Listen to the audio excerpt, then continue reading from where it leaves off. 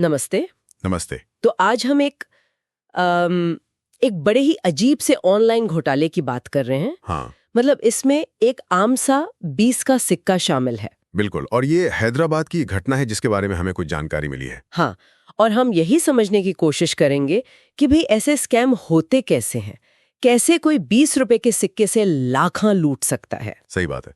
असल में ये स्कैमर्स जो होते हैं ना, ये अक्सर लोगों की जो उम्मीद होती है या कभी-कभी जो जल्दी अमीर बनने की इच्छा होती है, हाँ, उसका फायदा उठाते हैं और ऑफर्स ऐसे देते हैं कि यकीन करना मुश्किल हो। अच्छा, ये स्रोत हमें बिल्कुल यही दिखा रहा है। तो चलिए जरा इस केस को खोलते हैं। हैदराबाद में एक 68 साल के व्यक्ति थे। हाँ। उन्होंने YouTube पर एक विज्ञापन देखा हम्म। और ऑफर था कि एक खास 20 रुपए का सिक्का दो और 50 लाख रुपए ले जाओ। 50 लाख?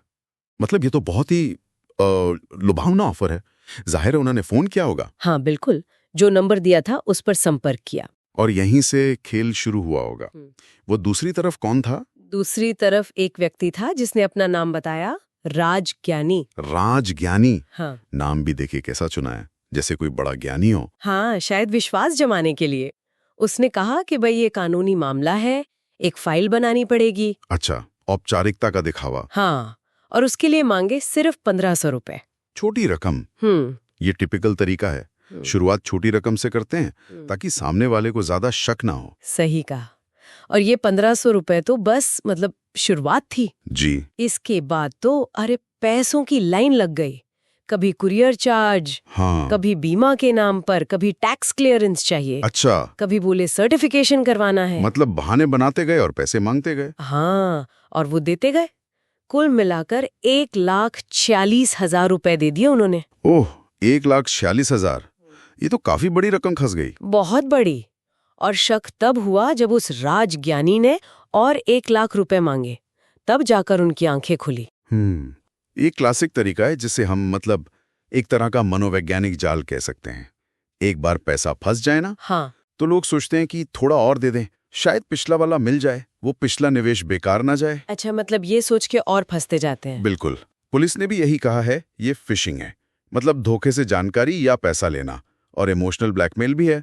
उनकी उम्मीदों का फायदा उठाया गया। तो इस पूरी कहानी से फिर हम क्या सीख सकते हैं? सबसे जरूरी बात क्या लगती है? देखिए, सबसे बड़ी सीख तो यही है ना कि ऑनलाइन अगर कोई ऐसा ऑफर मिले जो मतलब अविश्वसनीय लगे, हाँ, खासकर किसी मामूली चीज के बदले बहुत बड़ी रकम, तो बहुत ज्यादा शक करना चाहिए। और ये जो एडवांस फीस मांगते हैं, जैसे फाइल चार्ज या रजिस्ट्रेशन फीस, हाँ, ये तो सबसे बड़ा रेड फ्लैग है। मतलब खतरे की घंटी। अगर कोई असली डील होगी तो वो पहले पैसे क्यों मांगेगा? सही बात है। और अगर हम इसे थोड़ा बड़े लेवल पर देखें तो बस जागरूकता ही बचा सकती है। पुलिस भी यही कहती है, आपकी जागरूकता ही आपका पहला बचाव है। बिल्कुल। ये जो जल्दी अमीर बनाने वाली स्कीमें होती है ना, इनसे तो हमेशा दूर रहना चाहिए। पहले जांच पड़ताल करें, दावे चेक करें। हाँ, और किसी अनजान को पैसे तो बिल्कुल ना भेजें। कभी नहीं। और हाँ, एक और जरूरी बात, अगर खुदा न खास्ता किसी के साथ ऐसा हो जाए जी, तो फौरन रिपोर्ट करना बहुत जरूरी है। साइबर क्राइम हेल्पलाइन है 1930 या फिर cybercrime.gov.in वेबसाइट है। अच्छा, ये नंबर और वेबसाइट नोट कर लेनी चाहिए, 1930 और cybercrime.gov.in। जी, जितनी जल्दी रिपोर्ट होगी उतना ही पैसा वापस मिलने का चांस रहता है। ये तो बहुत काम की जानकारी है। अच्छा, जाते जाते मेरे मन में एक सवाल आ रहा है। पूछिए। इस केस में तो 20 रुपए के सिक्के का इस्तेमाल हुआ, पर जरा सोचिए, ऐसी और कौन सी आम सी चीजें हो सकती हैं, जैसे शायद कोई पुराना स्टैम्प या कोई पुरानी किताब, जिनका इस्तेमाल करके ये घोटालेबाज लोगों की भावनाओं से, उनकी यादों से खेलकर ऐसे ऑनलाइन स्कैम कर सकते हैं। ये बहुत अच्छा सवाल है। मतलब कोई भी ऐसी चीज जिसमें लोग भावनात्मक या कलेक्टिबल वैल्यू देखते हो, उसका इस्तेमाल हो सकता है।